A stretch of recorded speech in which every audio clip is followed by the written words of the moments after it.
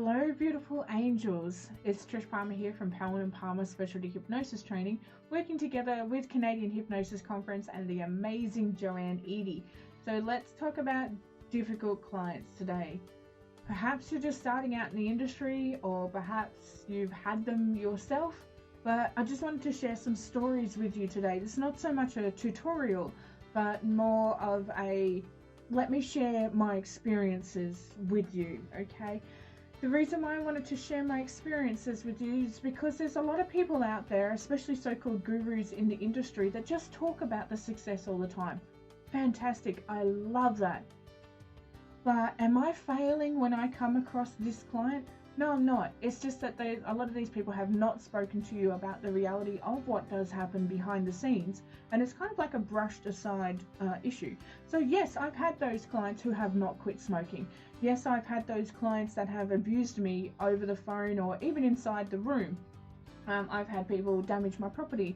I've had from people that are just plain bloody pickles. It's as simple as that. They're real potato heads. So what do you do when it comes to a difficult client? Here is just my recommendation. When it comes to difficult clients, I always do a free consult. It doesn't matter if they're difficult or not. I always do a free consult, and I do it via Zoom or in person. The reason why I do that is more to find out is, can I work with this person? Because if I wanted to work with someone, I want it to be an enjoyable experience. I want to enjoy helping my clients. I don't want to be a run-of-the-mill therapist that just takes everybody because I have to, because of budgets or whatever. That's a freaking grind. I don't want a grind job. I want a career. The difference between a job and career is something you love going to all the time, where a job is something we just do for the money. I have a career. So I offer a free consult. Now the free consult, when I first started out, was about half an hour for me. Now I'm just in and out in 15 minutes. Done, done, done, boom, boom, boom.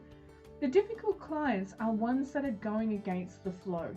So when you're offering that suggestion of change inside the free consult, they do that resilience, like, no, I can't, you can't, we can't, blah, blah, blah. And when I get those difficult clients, I know that they may be desperate for change, but they're not ready to change. That's the difference. There's a great comic book strip out there that's like, hey, who wants change? And everybody puts their hands up. And who wants to do the change? And everybody puts their hands down. So let me find that for you, actually. It's hysterical. This comic strip cracks me up because it is a prime example of difficult client. Who wants change? Everybody wants change. Who wants to change? Not many people have got their hands up. It's as simple as that. And that's what happens with difficult clients. When I come across a difficult client as well, if I've already gone through the free consult and I felt that they were good, and I know that the hypnosis is going to work for them. It's just a matter of whether they can implicate all of the changes on the conscious side. I've done the unconscious work. They've got to do the conscious work. And then you've got the external resources as well. There are some people that are difficult clients just because the environment that they're actually in is a difficult environment to be in. They're good people, they're trying to change, but perhaps they have a partner who likes to, be a feeder as such, who likes to bring them junk food, etc. Perhaps they have a father figure or a mother figure that's very, very controlling, and they're torn between their morals. So a difficult client can come on a few different levels. When it comes to a difficult client, I'm more than happy to use a stealth technique on them. And a stealth technique is where you just bore the shit out of them until they go into trance. So when it comes to those sorts of clients, it's like, nah, I can't. They're stuck in that loop, that spiral as such. And many times I'll actually get them into the room and I won't even do a pre-talk with them. I'll just like, right, sit in the chair, shush. And they're just like, whoa. And it's like, because I'm taking charge here. That's what I'm doing. I'm going to be your guide and your facilitator, and you will follow these steps. And I'll use a stealth hypnosis technique, which just bores the crap out of them until they literally, and I'm like, just close your eyes. Just close your eyes. And eventually, after about 10-15 minutes, it is a long process. They literally just go. And just because they're bored shitless, I'll find a medical book and just read that crap to them. And that's called a stealth hypnosis technique. Don't be afraid to use your confusion techniques as well, where there is only one answer, where you'll say, you don't want any, do you? and they'll be like, break them out of that cycle. Also, another great technique with difficult clients is to chunk them. Chunk them down and chunk them up. So what happens then? What happens then? What happens then? And specifically what happens, specifically what happens, specifically what happens. Chunk them down and chunk them up to find out what their system of success is and bring it into that reality, bring it into that light. Now, you are going to get some clients that they're just difficult people. They enjoy being difficult. I enjoy using metaphoric stories with these people, and that's in a pre-talk.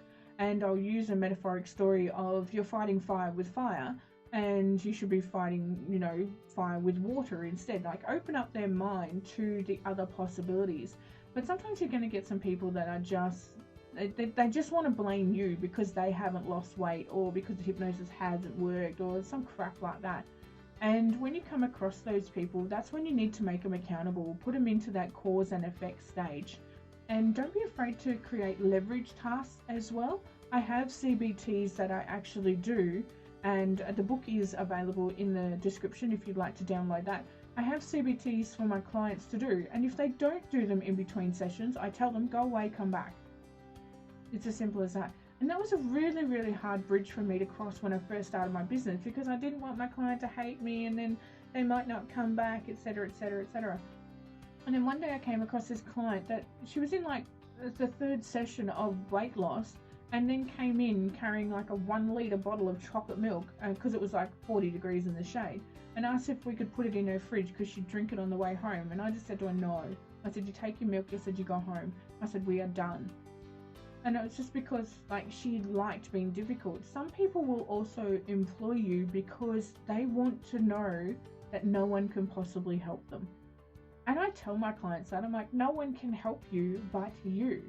So for you to have this mentality that you are the victim is only a choice of your own. Sometimes we have to be the nasty person. Sometimes we'll be the nurturing person. I had one particular lady that got very, very abusive because she thought I was having a fling with her partner, and then she kept paying for her sessions but then just wouldn't show up. So have it in your policy that if they cancel within 24 hours notice, there's no refunds for any reason whatsoever. I mean, every now and again I've given a refund because they were in a car accident or something like that, but most of the time it's like, no refunds. When you come across difficult clients that won't do their CBTs or the leverage tasks that you've asked them to, I charge them. It's as simple as that. If I have to spend another 30 minutes on a session for them to be lazy outside of the session hours, then I charge them. And I have that all written in the contract that they sign when they first sign up, and I ensure that they know that. I say to them, you will have some success sheets to do in between sessions. I'm sure you can get them done in your own time, because we do charge for them if they're not done by the next session. And this is to ensure that I'm on the right path and that you're on the right path for success. And that's a real eye-opener for people when they go, oh, you'll charge me. And I'm like, yes, I will charge you extra on top of our session. I charge them an extra half an hour, but in saying that, it might only take me 10-15 minutes to go through that, whatever. Okay, if money is going to be this person's leverage, then I will use that. When it comes to difficult clients as well, don't be afraid to tell them, no, you're not going to work with them, or refer them on to somebody. I have referral systems that I refer out to my students, and then I've got a couple of referrals that I use locally, and they're just for people that are just difficult. That I know that I can help them change, but do I have the time and energy for their bullshit? Absolutely not, because they just want to be difficult. So when it comes to those difficult clients, make the call when it comes to your energy. This is not about finance or you paying your bills or being some kind of a messiah here. This is about you going, you know what, I'm good at my job and I'm going to take on those clients I can help effectively. So therefore, in my area, I'm known for being a really, really good therapist. And yes, I admit, there have been those clients that I've had that have gotten all the way through their programs, they've done an amazing job, and they still haven't gotten the change that they were looking for. Did that come down to the expectations from them or from me? Who knows? But everybody has the right to change their own mind.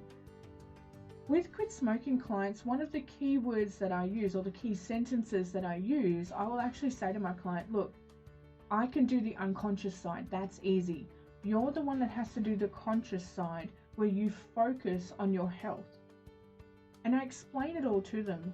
Like I say to them, like, look, I don't want you to count down since you last had a cigarette, because that'll be counting down to failure. And don't you have enough to do in your day? And they're like, oh, okay. And I said, and here's one of the examples. Don't think of a black cat. And they're like, what? And I'm like, oh, you just thought of a black cat, didn't you? And they're like, yeah. It's like, right.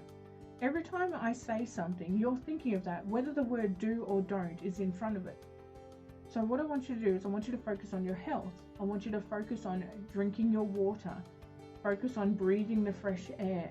Every time you get those cravings, brush your teeth. Focus on brushing your teeth. These are not cravings. This is your body detoxing from the amount of nicotine that it has absorbed.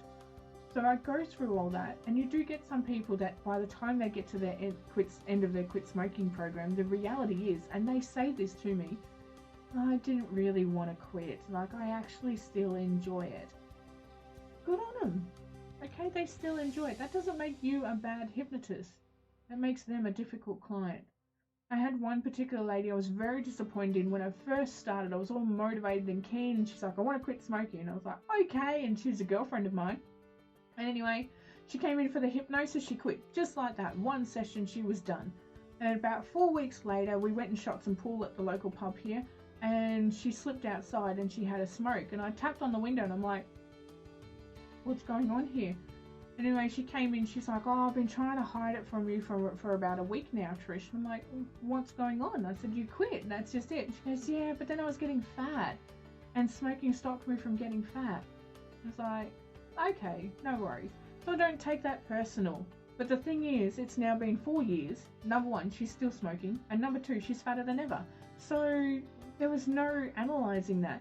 And she keeps saying, I will come back, I will come back. She hasn't.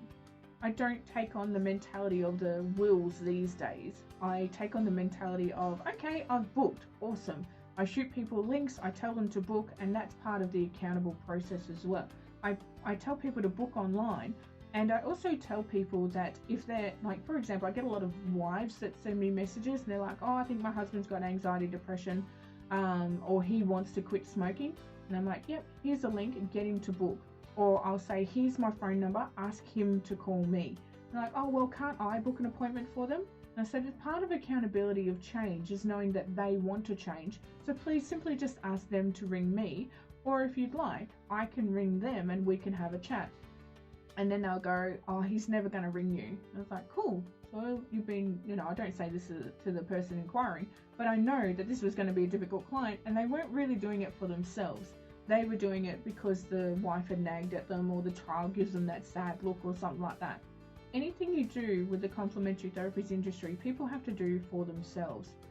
So when it comes to your difficult clients, this is more of a sharing of a story video for me, and just move them along if you have to. If you get to that session of 1, 2 and they're still being obnoxious or ignorant or I can't mentality, you've gone through your evidence procedure, you've used all the tools in your toolbox, just simply say to them, I don't think I'm educated enough, or I don't have enough resources to help you. What I would like you to do is to go away and write down a list of 10 ways that you can help yourself to bring back before the next session.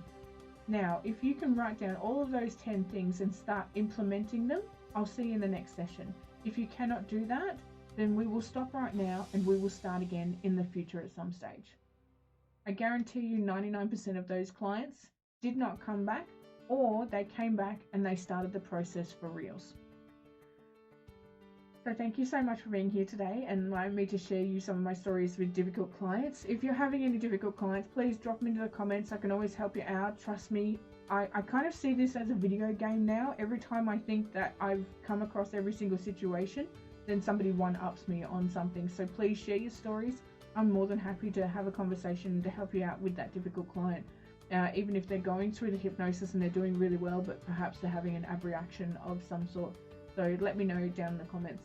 And otherwise from that, I'll catch your beautiful angels in the future. Jump onto your tickets to the Canadian Hypnosis Conference. Bye-bye. Have you checked out our modern mentoring? There are heaps of students all across the globe on it.